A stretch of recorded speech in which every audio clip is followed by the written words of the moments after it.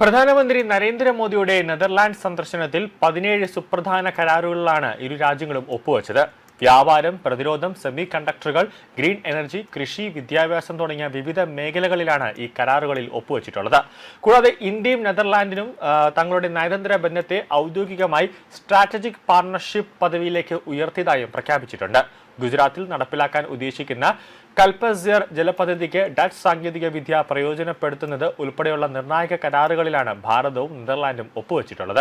ഇരു രാജ്യങ്ങളും തമ്മിൽ ഒപ്പുവച്ച സുപ്രധാന കരാറുകൾ ഇവയാണ്. അതിലേറ്റവും പ്രധാനപ്പെട്ട കരാറുകളാണ് പറയുന്നത്. അതായത് സ്ട്രാറ്റജിക് പാർട്ണർഷിപ്പ് റോഡ് മാപ്പ്, അതായത് വ്യാപാരം, സുരക്ഷ, സാങ്കേതിക വിദ്യ, അതോടൊപ്പം തന്നെ AI, ക്വാണ്ടം കമ്പ്യൂട്ടിംഗ് എന്നിവയെ മുൻനിർത്തിയുള്ള അടുത്ത 5 വർഷത്തേക്കുള്ള സമഗ്രമായ പ്രവർത്തന രേഖ.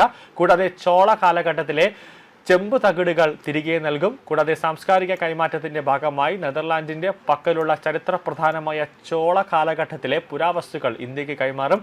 ഇന്ത്യൻ വിദ്യാർത്ഥികൾക്കും പ്രൊഫഷണലുകൾക്കും നെതർലാൻഡിൽ പഠിക്കാനും ജോലി ചെയ്യാനും വിസ മാനദണ്ഡങ്ങൾ ലഘൂകരിക്കും. അതോടൊപ്പം തന്നെ ഗുജറാത്തിലെ ധോലേരയിൽ നിർമ്മിക്കുന്ന ഇന്ത്യയുടെ ആദ്യത്തെ സെമി കണ്ടക്ടർ ഫാബ്രിക്കേഷൻ പ്ലാന്റിനായി ലോകപ്രസിദ്ധ ഡച്ച് കമ്പനിയായ ASML സാങ്കേതിക പിന്തുണ നൽകും. കൂടാതെ ലിഥിയം, കോബാൾട്ട് തുടങ്ങിയ തന്ത്രപ്രധാന ധാതുക്കളുടെ ഖനനത്തിനും വിതരണ ശൃംഖല ശക്തമാക്കാനുള്ള സഹകരണം.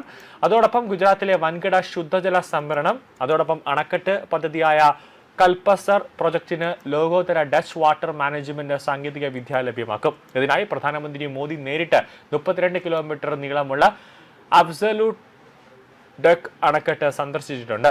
ഇന്ത്യയിൽ നിർമ്മിക്കുന്ന ഗ്രീൻ ഹൈഡ്രജൻ യൂറോപ്യൻ വിപണിയിലേക്ക് കയറ്റുമതി ചെയ്യുന്നതിനുള്ള പുതിയ പാതയൊരുക്കും.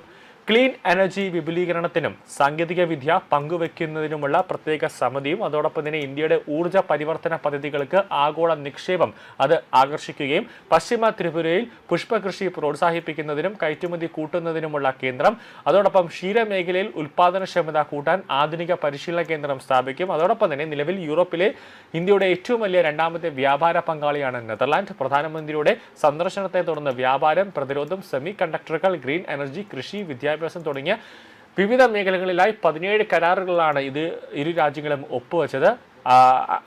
ഒപ്പുവച്ചിട്ടുള്ളതെന്നാണ് ഇന്ത്യൻ വിദേശകാര്യ മന്ത്രാലയം നിലവിൽ വ്യക്തമാക്കിയിരിക്കുന്നത്.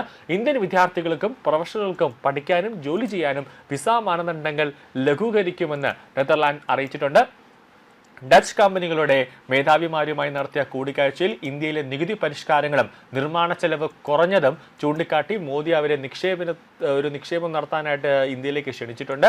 2 ദിവസത്തെ വിജയകരമായ സന്ദർശനത്തിന് ശേഷം ഡച്ച് പ്രധാനമന്ത്രി നേരിട്ടെത്തിയാണ് പ്രധാനമന്ത്രി മോദിയെ വിമാനത്താവളത്തിൽ യാത്രയാക്കിയത്.